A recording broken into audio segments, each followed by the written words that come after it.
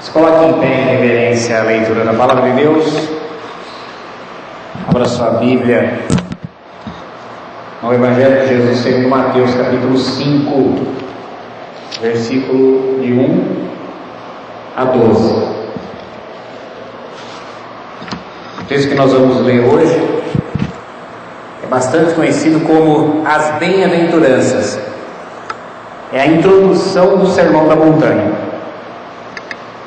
Evangelho de Jesus segundo Mateus, capítulo 5, desde o versículo 1 até o versículo 12. Diz assim: E Jesus, vendo a multidão, subiu a um monte, e assentando-se, aproximaram-se dele os seus discípulos, e abrindo a sua boca, os ensinava, dizendo: Bem-aventurados os pobres de espírito, porque deles é o reino dos céus. Bem-aventurados os que choram, porque eles serão consolados. Bem-aventurados os mansos, porque eles herdarão a terra. Bem-aventurados os que têm fome e sede de justiça, porque eles serão fartos. Bem-aventurados os misericordiosos, porque eles alcançarão misericórdia. Bem-aventurados os limpos de coração, porque eles verão a Deus. Bem-aventurados os pacificadores, porque eles serão chamados filhos de Deus. Bem-aventurados os que sofrem perseguição por causa da justiça, porque deles é o reino dos céus. Bem-aventurados sois vós, quando vos injuriarem e perseguirem, e mentindo disserem todo o mal contra vós por minha causa. Exultai, alegrai-vos, porque é grande a vossa recompensa nos céus, porque assim perseguiram os profetas que foram antes de vós. Pode sentar-se, irmãos.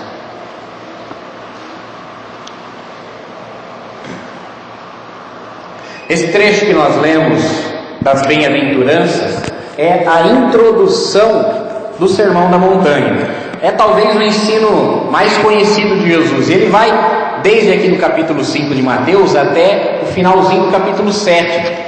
Jesus ensina várias coisas para nós nesse Sermão da Montanha, e nesses cultos das quartas-feiras, irmãos, eu quero começar uma série do Sermão da Montanha. Então hoje nós começamos aqui nas Bem-aventuranças e vamos seguir nessa exposição até o finalzinho do capítulo 7, ao longo das próximas semanas, todas as quartas-feiras.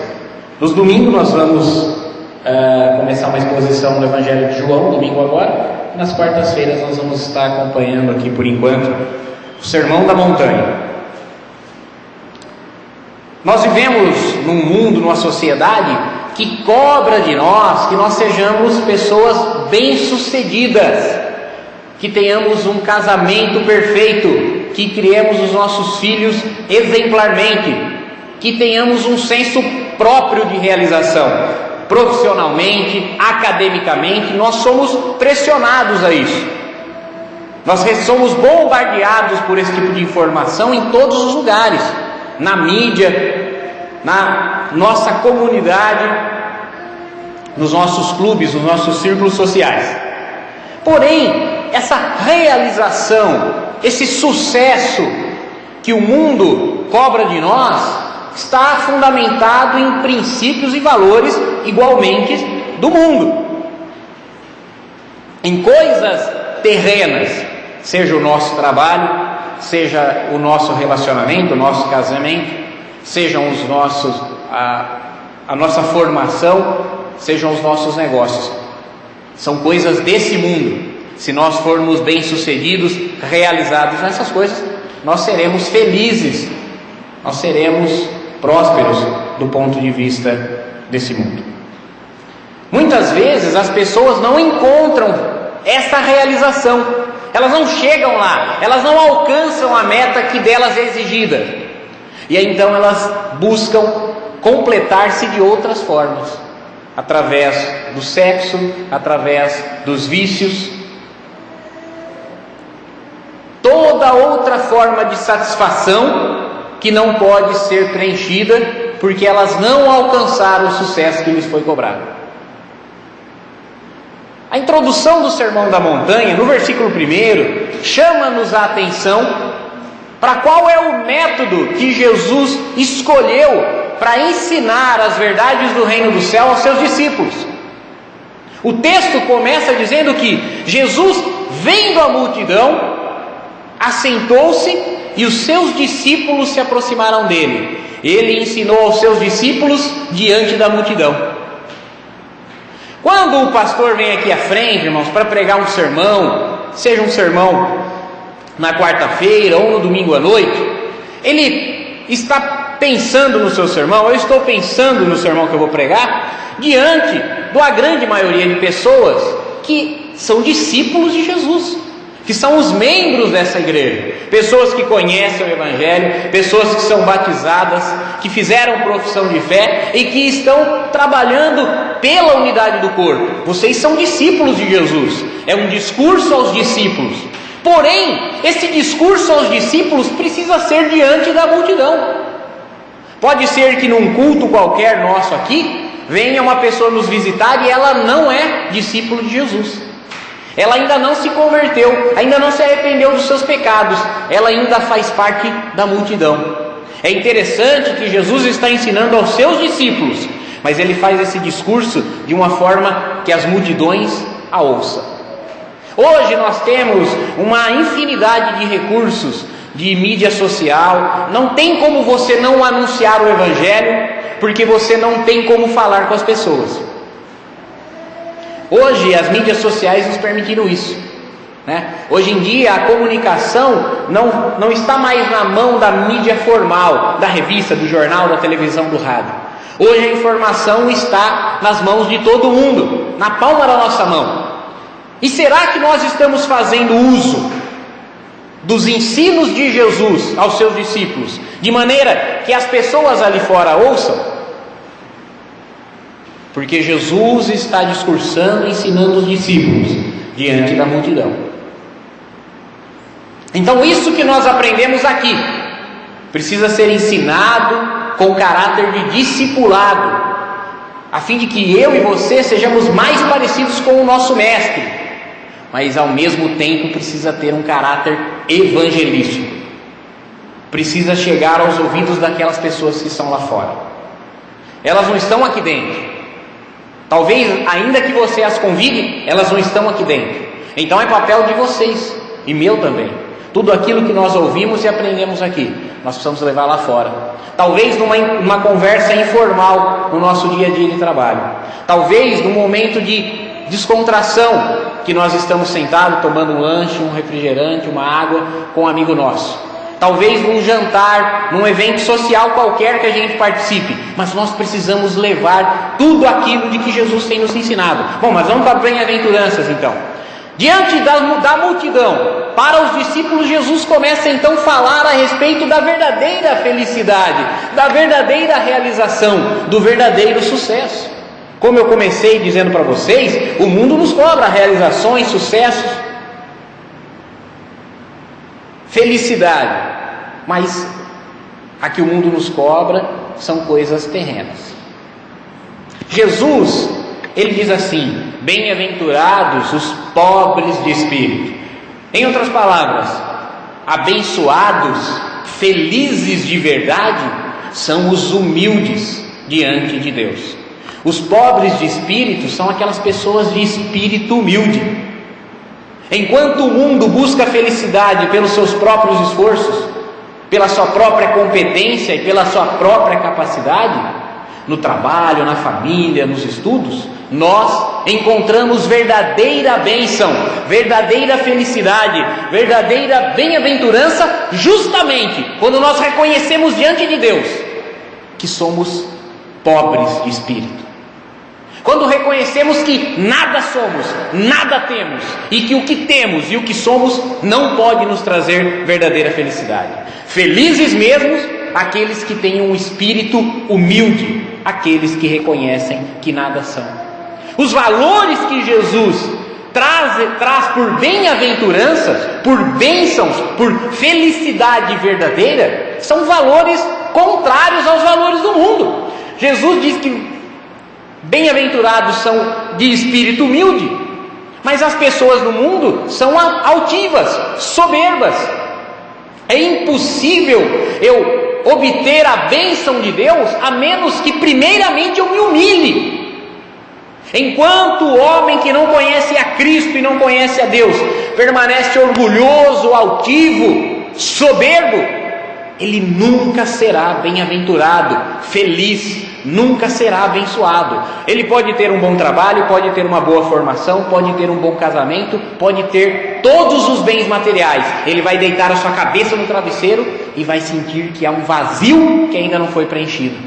Esse vazio é a bem-aventurança, esse vazio é a bênção de Deus, esse vazio é a felicidade verdadeira. E ela começa quando eu me esvazio, quando eu me humilho. Bem-aventurados os pobres de espírito, bem-aventurados os de espírito humilde.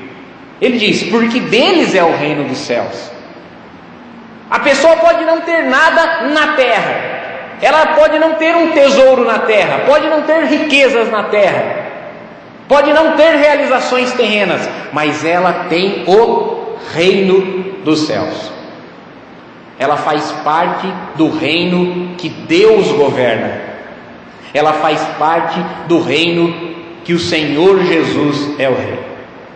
E aí ele segue dizendo, porque essas pessoas são pobres de espírito, porque elas são humildes em si mesmas, elas choram, elas são mansas, elas têm fome e sede de justiça. Porém, para todas essas pessoas que aos olhos humanos não têm realização, não têm sucesso, não têm felicidade, tem lamento, tem choro, tem tristeza, são injustiçados, mas a essas pessoas Jesus reserva bênçãos. Ele diz, os que choram serão consolados, eles serão reconfortados, porque eles têm um consolador da parte de Deus. O Espírito Santo que vive dentro do crente consola e conforta os seus corações, ele enxuga as suas lágrimas, ele ajuda a superar as suas dificuldades. Ele diz, bem-aventurados os mansos, porque eles herdarão a terra. Isso aqui é uma expressão que Jesus se refere não à terra, ao planeta Terra, à vida terrena, mas à eternidade, à terra prometida, à nova Jerusalém, à cidade celestial, a salvação e a vida eterna. Ele diz, aqueles que têm fome e sede de justiça serão fartos. Irmãos, porque o pobre de espírito, o humilde, o quebrantado diante de Deus, reconhece que ele não tem justiça própria, reconhece que ele é um pobre, cego, miserável e nu, carente de Deus. Por isso ele recebe justificação de Deus. A nossa culpa, a nossa injustiça, o nosso pecado foi castigado na cruz de Cristo, e sobre nós foi imputado a justiça e a obediência do Senhor Jesus. Por isso aqueles que são sedentos por justiça são fartos nessa vida, porque são justificados pela fé, mas na vida eterna porque eles herdarão um reino de justiça, onde não haverá mais choro, onde não haverá mais tristeza, onde não haverá mais morte, onde não haverá mais miséria, onde a justiça perfeita de Deus reinará sobre todos. Ele diz, bem-aventurados os misericordiosos, bem-aventurados os de coração puro, bem-aventurados os pacificadores.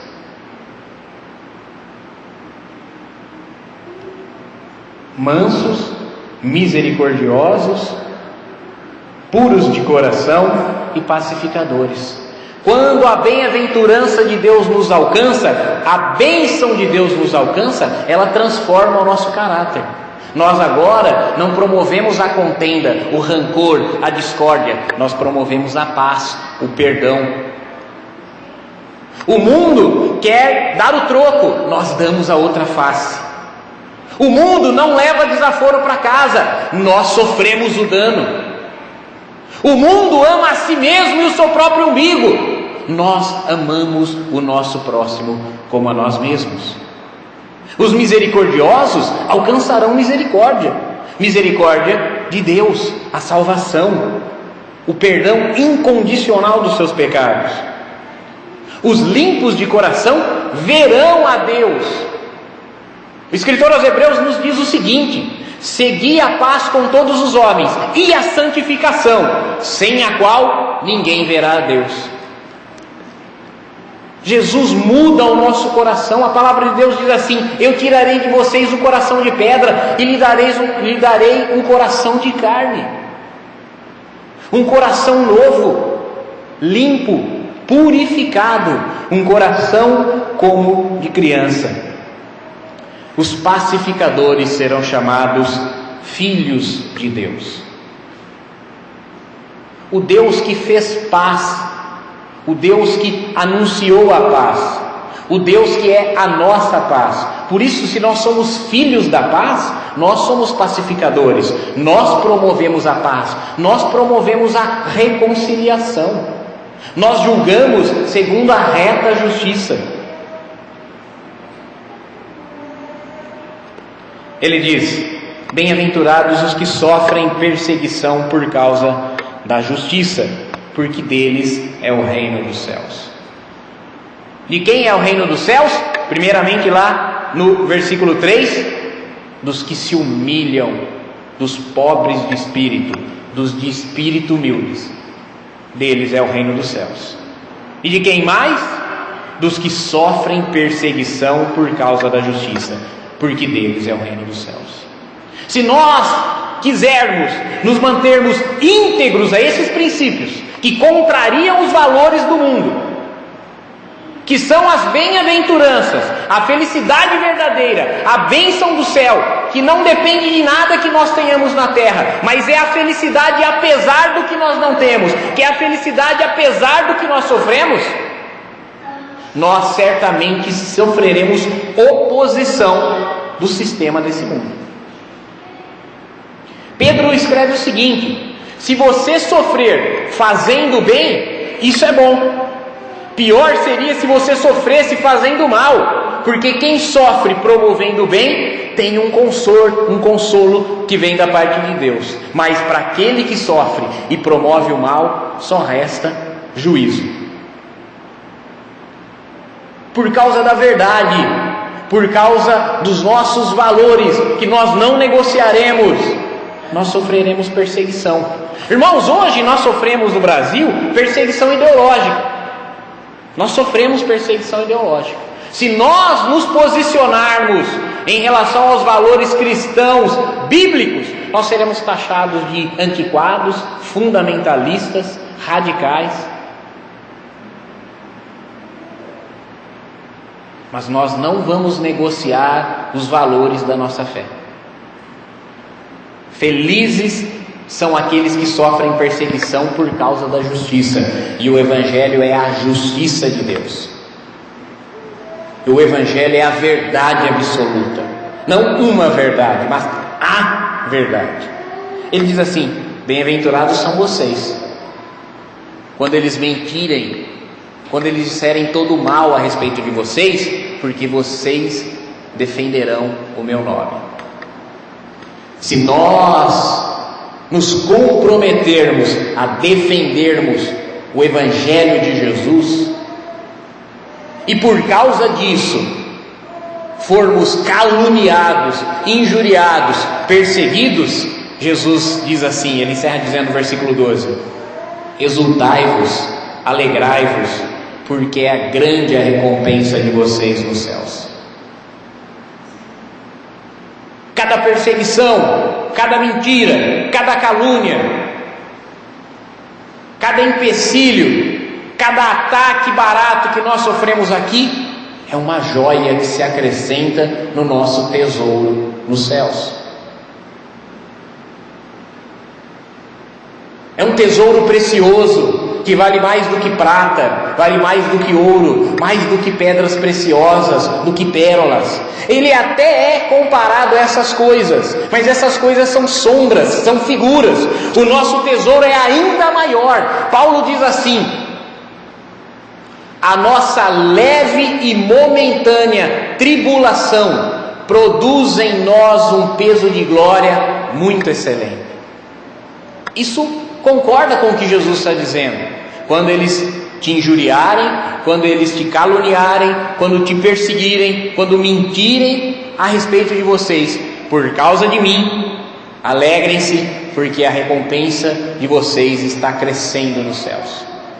Porque há mais um depósito para vocês nos céus. Ele diz assim: porque foi assim também com os homens de Deus que vieram antes de vocês. Quando nós lemos Hebreus capítulo 11 e nós ouvimos dos heróis da fé, o escritor aos Hebreus encerra dizendo assim: aqueles homens pela fé taparam a boca dos leões, eles fizeram justiça. Esses homens do passado também foram caluniados, também foram injuriados, também foram perseguidos, mas eles venceram as perseguições, eles venceram as calúnias, eles foram bem-aventurados. Irmãos, hoje nós ouvimos a palavra de Deus.